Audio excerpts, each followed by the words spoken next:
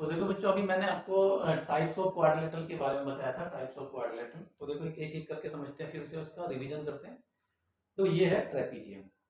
Trapezium जिसकी जैसे opposite sides parallel है, इक्वल नहीं है फिलहाल, पैरेलल है, इसलिए इसको ट्रेपीजियम कहा। तो ये हो गया ट्रेपीजियम। इसके बाद मैंने कहा था कि अगर इस ट्रेपीजियम की ये ऑपोजिट साइड्स पैरेलल तो है ही, साथ में इक्वल भी हो जाए, तो फिर ये बन जाएगा पैरेललोग्राम। तो ट्रेपीजियम के लिए देखो, ये समझ लो, ये वाला जो ट्रेपीजियम है इसका शॉर्ट रूप है, छोटा रूप है।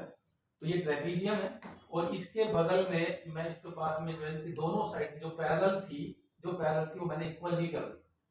अब इक्वल करी, आगे तक बढ़ाना पड़ेगा, फिर इसको ऐसे मिलाना पड़ेगा, तो ये अब पैरेललोग्राम है।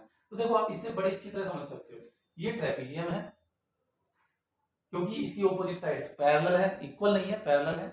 और ये जो है अब पैरेललोग्राम भी है क्योंकि इसकी opposite sides equal and parallel दोनों। उसके बाद मैंने कहा था कि अगर इस पैरेललोग्राम की सारी साइड्स इक्वल कर दी जाए, सभी साइड्स इक्वल कर दी जाए, तो ये बन जाता है एक, इसका एक टाइप हो जाता है, वो है रोम्बस। देखो कैसे, ऐसे, ये है रोम्बस।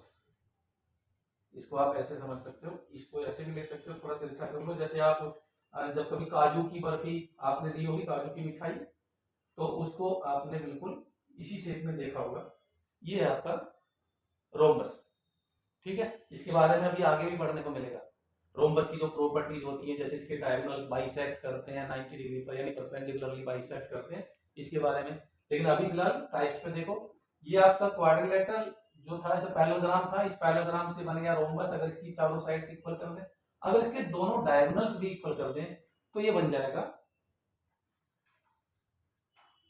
आपका रेक्टेंगल।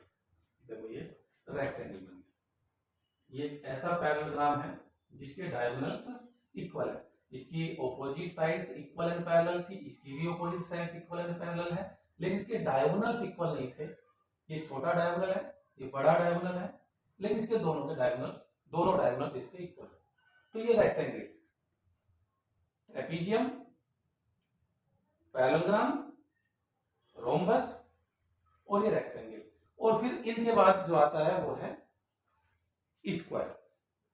स्क्वायर कैसे, देखो ऐसे, इसकी चारों साइड्स, इसकी जितनी साइड ये है, ये अगर मान लो 1 सेंटीमीटर है, तो ये भी 1 सेंटीमीटर, ये भी 1 सेंटीमीटर, ये भी 1 सेंटीमीटर। इसमें ये ट्री है, इस ट्री में अगर हम ऊपर से नीचे की तरफ को चलेंगे तो हम कहेंगे नो, और नीचे से ऊपर की तरफ को चलेंगे तो हम कहेंगे यस। अब आप कहोगे सर जी नो यस मतलब, देखो अगर मैं आपसे पूछूं कि each trapezium is a parallelogram, आप कहोगे नो। लेकिन अगर ये पूछूं कि each parallelogram is A trapezium, आप कहोगे यस। यानी ऊपर से नीचे की तरफ को चलने पे नो, और नीचे से ऊपर की तरफ को चलने पे यस। यानी each square is a parallelogram, yes.